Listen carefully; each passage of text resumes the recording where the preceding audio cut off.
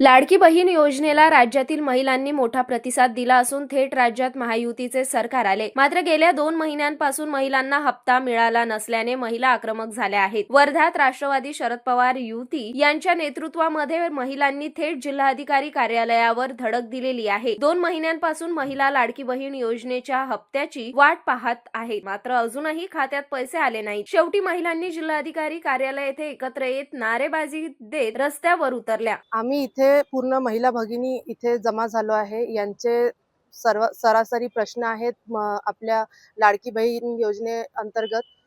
गेल्या 3 ते 4 महिन्यापासून या महिला भगिनींना रक्कम जमा झाली नाही लाडकी बहीण योजनेची. त्या निमित्ताने आम्ही इथे निवेदन देण्याकरिता आलो आहे आणि इथे जमा झालो आहे. इथे फक्त एका एरियातले नाही तर अख्ख्या पूर्ण जिल्ह्यातले महिला भगिनी जमा झालेले आहेत. कोणी सिंधी मेघेचे आहे, कोणी अलीपूरचे आहे, कोणी पारसगावचे आहेत.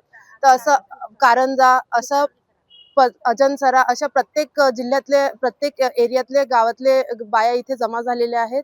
आणि त्यांचा एकच प्रश्न आहे की गेल्या 3-4 महिन्यापासून इथे त्यांच्या याच्या खात्यामध्ये रक्कम जमा झाली नाहीये लाडक्या बहिणी योजनेची.